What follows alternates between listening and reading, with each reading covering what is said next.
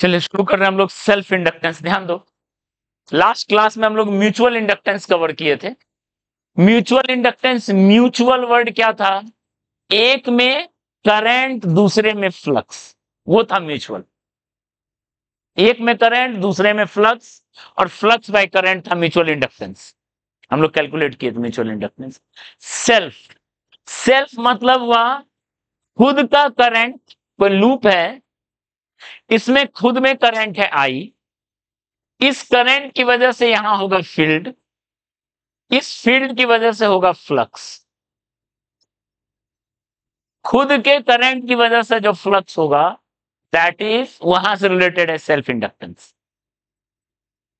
ठीक है, जितना ज्यादा करंट उतना ज्यादा फील्ड, उतना ज्यादा फ्लक्स, यानी खुद का जो फाइ सेल्फ नाम देते हैं ये प्रोपोर्शनल टू आई। ठीक है, और यहां से निकल गया जो कांस्टेंट निकला, वेयर L इज कॉल्ड, क्या कहेंगे? Self inductance of loop.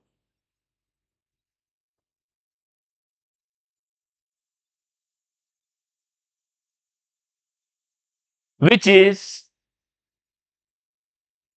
a positive quantity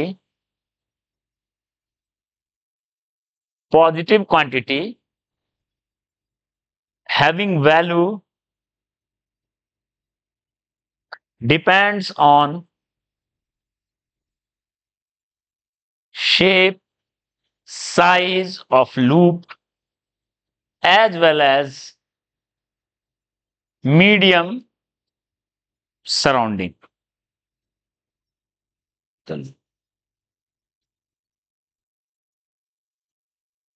okay, phi equal to L I किसी लूप का सेल्फ इंडक्टेंस है, उससे हम,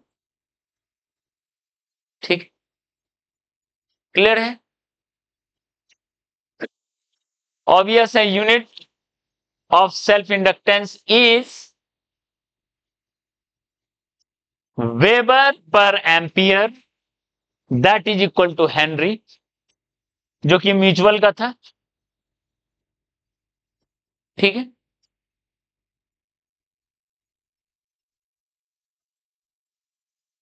ओके, और इसी को लिखेंगे जूल पर मीटर स्क्वायर।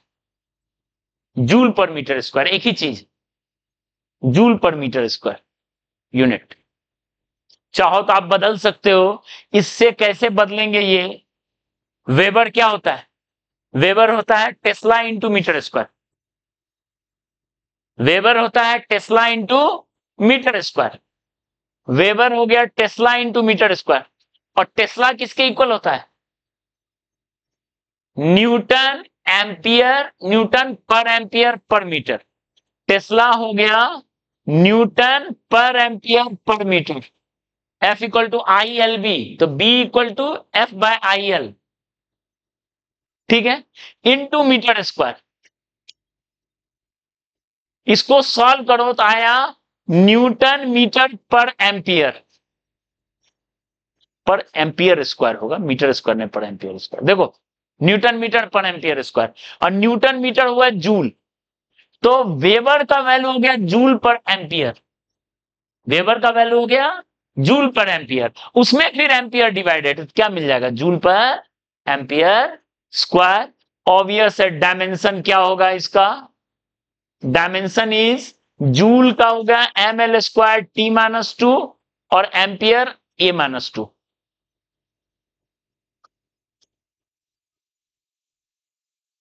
ठीक है, ठीक है, इतना यूनिट डायमेंशन।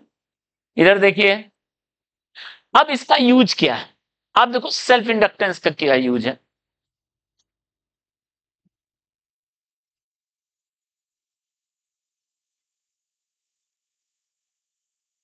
तुम्हारे यहां तीज नहीं होता है, तो तुम इतना अच्छा पर्व छोड़ के तुम आए हो यहां, तो थोड़ा गप करोगे तो सुन लो।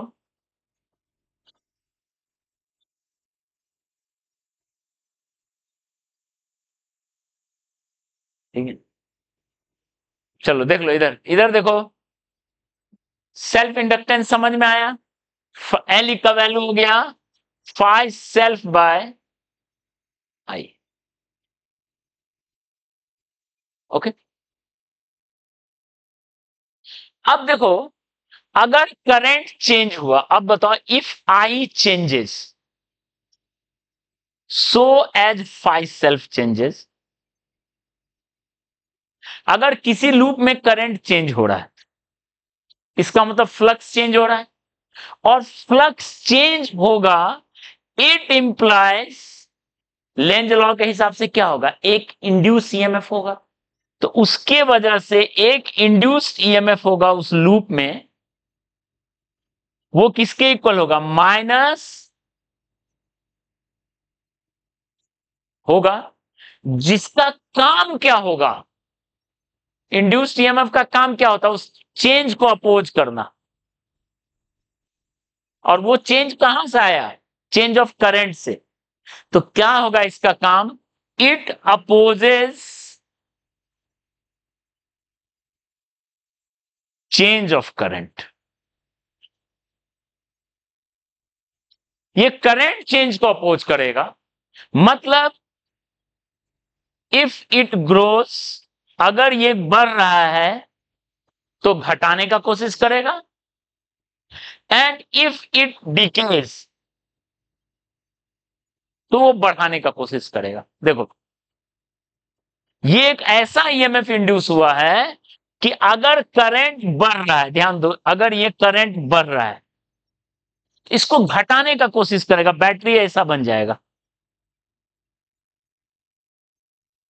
और अगर घट रहा है, ये करंट घट रहा है, तो बढ़ाने का कोशिश करेगा,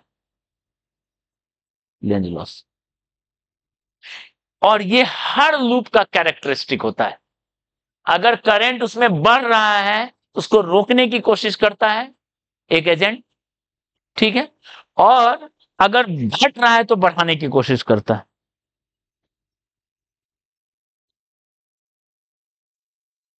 ओके, क्लियर है इतना? ये हो गया सेल्फ इंडक्टेंस की वजह से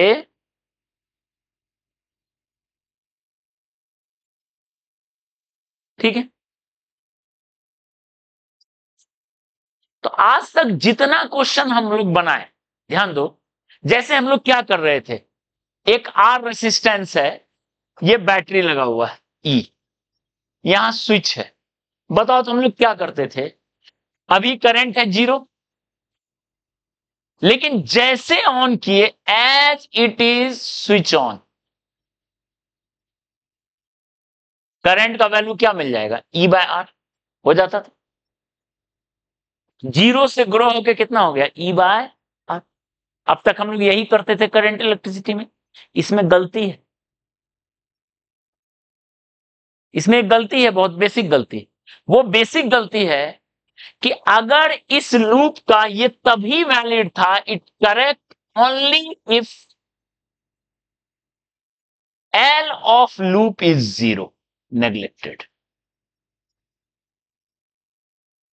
उस लूप का कोई सेल्फ इंडक्टेंस नहीं था, क्योंकि अगर सेल्फ इंडक्टेंस होगा, देखो, अगर सेल्फ इंडक्टेंस होगा, इसको थोड़ा सा और ब्रेक कर लेते हैं, ई सेल्फ का वैल्यू कितना हो जाएगा, 5 सेल्फ का वैल्यू पुट कर दो एल आई, तो minus L D I by D T. यहां ध्यान दो, ये वैल्यू है, ये ज्यादा यूजफुल है।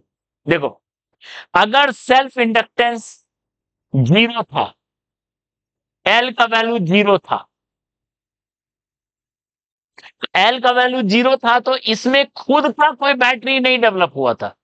ध्यान दो, जैसे ऑन किए करंट बढ़ेगा, करंट बढ़ेगा तो उसको रोकने वाला एजेंट होगा, यहां पे वो एजेंट ही नहीं है, यहां एजेंट नहीं है, सो डायरेक्ट ई का वैल्यू कितना हो गया, करंट का वैल्यू ई बाय आर,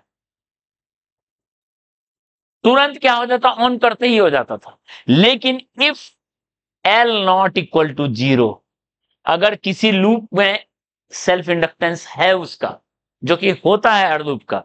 तो क्या होगा, जैसे आपने ऑन किया, ऑन किया तो करंट ई बाय आर नहीं होगा, टी जीरो पे करंट का वैल्यू अभी भी जीरो ही रहेगा। नाउ इट स्टार्ट ग्रोइंग, तुरंत ग्रो नहीं कर जाएगा तुरंत, क्योंकि रोकने वाला है,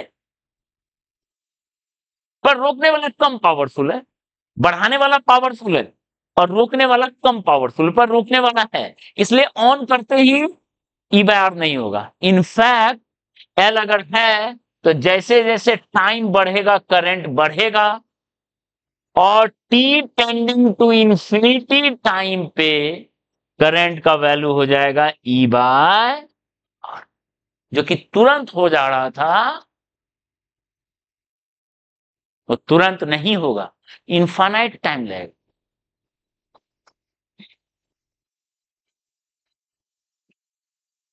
वो दिया रहता है, जैसे इसको हम लोग पढ़ेंगे, इसको बोलेंगे इसमें L not equal to zero है, इसका रेसिस्टेंस भी है, ठीक है, तो इसको हम लोग पढ़ेंगे एल आर सर्किट,